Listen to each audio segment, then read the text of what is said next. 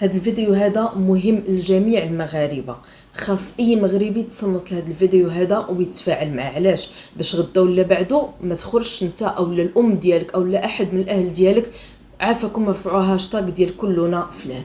على الاكيد اغلبكم شفتوا هاشتاغ مؤخرا داير هاد اليومين ديال كلنا ايوب الوجدي. ما عرفتش هذا واش النسب ديالو الوجدي ولا هو من وجده.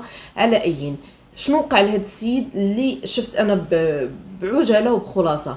ان هاد السيد عنده محل كيبيع وكيشري فيه. جاو عنده واحد جوج البنات باغيين يتقداو من عنده شي سلعه، فاذا به كيهجم عليهم واحد السيد مختل عقليا. هاد السيد هذا باش يدفع الضرر على داك البنات وقيل دفعوه ولا ضربوه. مهم هاد السيد المختل العقلي توفى. دابا بعيدا عن العاطفه غنتحدث معكم قانونيا باش ما تطيحوش في هذا الشيء اللي طاح فيه ايوب الوجدي، لان اغلب المؤثرات اللي تحدثتوا على هذه المساله تحدثتوا بعاطفه. انا اليوم غنخلي العاطفه وغنتحدث معكم قانونيا، لان هذا المشكل يقدر يوقع فيه اي واحد فيكم، خصوصا مؤخرا كثروا هاد صحاب السيوفه وكثرت التشلاخ. فاليوم نتحدث لكم على الدفاع الشرعي بشكل مبسط وبشكل سهل.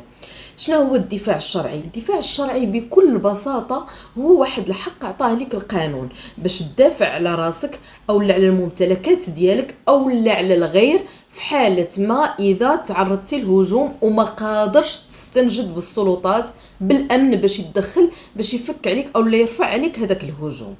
ياك هنا ملي كتعرض لهذا الهجوم الا ضربتي داك الشخص او لا قتلتيه كتعفى من المسؤوليه، لا تساءل قانونيا. لكن باش يكون دفاع شرعي خاص توفر فيه مجموعه من الشروط، والا غيولي كل واحد يتعسف في استعمال هذا الحق اللي عطاه لك القانون ويقول لك لا انا ما نتسائلش لان انا دافعت شرعيا غير على الحق ديالي.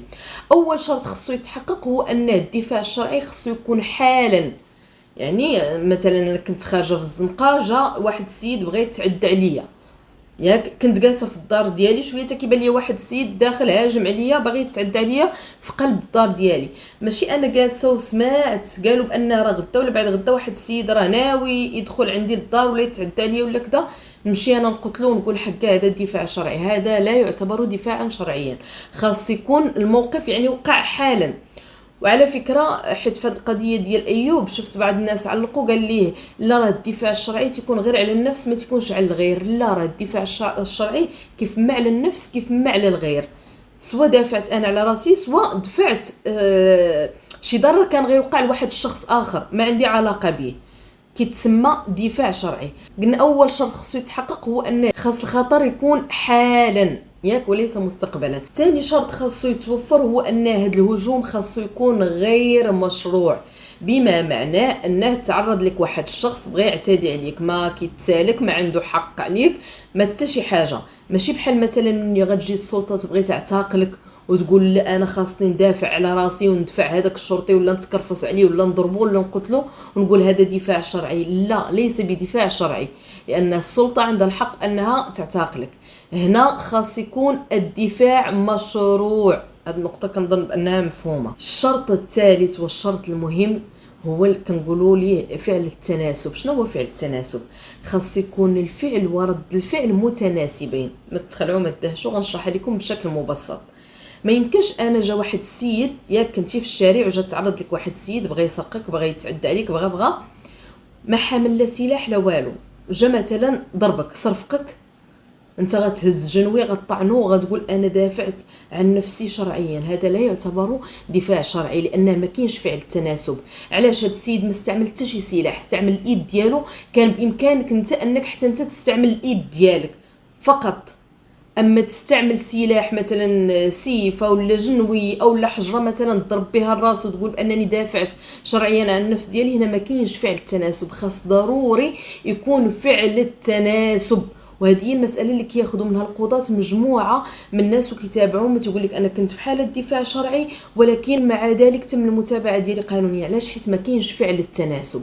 خاص يكون الفعل ورد الفعل متناسبين. مثلا واحد كان هاز حجره بغى يتعدى عليا، يعني كنت هاز جنوي مثلا وضربته، حيت هذا السيد هذا هاز حجره وممكن الا ضربني بها على الراس يتوفى الشخص. فهنا عادي الا استعملت السلاح، لان حتى هو مستعمل نوع من الاسلحه اللي هو الحجر.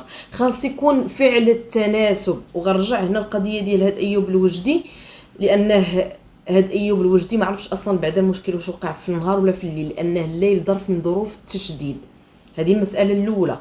المساله الثانيه، علاش قلت لكم النهار ولا الليل؟ لان النهار قادر تستنجد بالناس، خصوصا انه تيقولوا بانه كان في سوق. انا هنا ما كنبرر حتى شي واحد، انا كنعطيكم غير من الناحيه القانونيه، حتى من بعد القضاء هو اللي غيقول الكلمه الفيصل غتكون ليه هو حسب المعطيات المتوفره عنده. انا كنتكلم غير بشكل عام فقط، باش ما تاخذوهاش عليا تقول لي حقا تدافعين او لا تنحازين لجهه على جهه. انا هي كنشرح لكم، لانه تيقول لك فعلا يعني في النهار، حتى السرقه في النهار ماشي السرقه في الليل. السرقه في الليل كتعتبر ظرف من ظروف التشديد، لان في الليل الناس ناعسين، تقدر قاعد تستنجد ما يسمعوكش، ماشي بحال النهار. فهاد السيد هذا قلتو بانه كاين في سوق وكانوا معاه جوج البنات، واش ما كانوش قادرين يتحكموا في هذاك المختل العقلي بثلاثه؟ فهاد الشيء هنا كيف قلت لكم غيتناقش امام القاضي. على ايين فهنا كنرجعوا المساله ديال التناسب. خاص ضروري الفعل ورد الفعل يكونوا متناسبين باش تكون فعلا في حاله دفاع شرعي. اخر شرط هو انه خصو يكون ما عندكش الوقت باش تستنجد بالشرطه او لا تهرب.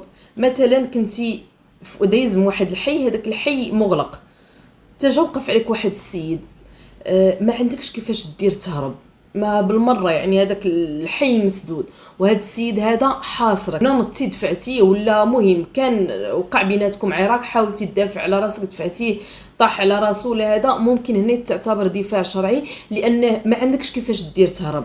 في حين ان مثلا شي واحد كان دايز من واحد الحي وهذاك الحي مفتوح، وهذا السيد مثلا تعرض لك واحد وانت معروف بالقدره ديالك على الجري، مثلا كتمارس الرياضه ديالك بشكل يومي، يعني قادر انك تهرب وما هربتيش، اختاريتي انك تعدى على هذا السيد، لا يعتبر دفاعا شرعيا حسب القانون. حيت عارفاكم عباد الله، انا كنشرح لكم غير القانون، غتخليو القانون وغتجي تقول لي لا حق انت هادشي اللي كتقولي غير منطقي. انا كنشرح لك من الناحيه القانونيه باش لا قدر الله لا قدر الله وقعتي في هذا المشكل تعرف كيفاش تتصرف، ماشي تقول لا حق انا في دفاع شرعي. علاش؟ لان حق لقيت بزاف الناس في التعاليق تقول لي الهاجم يموت شرع، وهذا واحد المثل عندنا مغربي. لا راه الا هذا الهاجم هذا تعرض لك او لا دخل عندك للدار ديالك وما كانش عنده سلاح، ونطي انت تعديتي عليه تكرفستي عليه ضربتيه وما كانش فعل التناسب، وكان بامكانك انك تهرب، وكان بامكانك انك تطلب النجده، وكان راه ما كيتعتبرش دفاع شرعي. فهاد القضيه تاع الهاجم يموت شرع راه ما كايناش قانونيا، هذا غير مثل عندنا حنايا، ولكن في الواقع ما يمكنش لنا نستخدموا هذا المثل هذا الا في حاله ما اذا توفرت الشروط السابقه الذكر. نرجعوا دابا لواحد الحاجه مهمه واللي بزاف من هاد المؤثرات ما تحدثتوش عليها. شنو هي هاد المختل عقليا؟ اول حاجه قبل ما نمشيو للحاله ديال ايوب خاصنا نتحدثوا على هاد المختل العقلي. على من تقع المسؤوليه ديال التجول ديال هذا المختل العقلي في الطرقات؟ تقع على السلطه المحليه. غادي نحط لكم واحد القرار صادر عن المحكمه الاداريه. ياك واحد البنيته كانت دايزه من الشارع، تعرض لها واحد المختل العقلي، ضربها على راسها. البنت دخلوها المستشفى، داروا لها عمليه، الحمد لله ان البنت ما زالت على قيد الحياه. الوالدين ديالها ناس واعيين مشاو دعاو هاد المختل العقلي في شخص السلطه المحليه، لان السلطه المحليه المهام ديالها ان هاد المختلين العقليين ما تخليهمش كيدوروا في الشوارع. فاول حاجه غادي تعرف هاد القضيه ديال هاد ايوب الوجدي هي هاد المساله، على من تقع المسؤوليه ديال التجوال ديال هاد الحماق اللي عندنا في الشوارع؟ تقع على السلطه المحليه. وهذا القرار غنخليه لكم هنا اللي بغى يطلع عليه، عباره عن صور ديال هاد البنيته هذه اللي الوالدين ديالها مشاو دعاو السلطه المحليه، وعلى الاكيد خداو التعويضات ديالهم لانها شيء مستحق. فهاد المختلين العقليين الدور ديال السلطه انها تجمعهم، المسؤوليه ديالها المهمه ديالها انها تلمهم من الشارع. ولكن للاسف الشديد في الواقع المغربي كنلقاو في ما دزتي من شي حي كتلقى شي واحد حمق هبيل. فهذه اول حاجه خاصها تطار في القضيه ديال ايوب الوجدي، لان الناس اللي جا عليهم القانون والعاطفه كتغلب عليهم قال لي راه هذا السيد راه غير دافع على هاد البنات وهما دابا معتقلين، وعلى الاكيد غادي يعتقلوا لان المساله فيها قتل.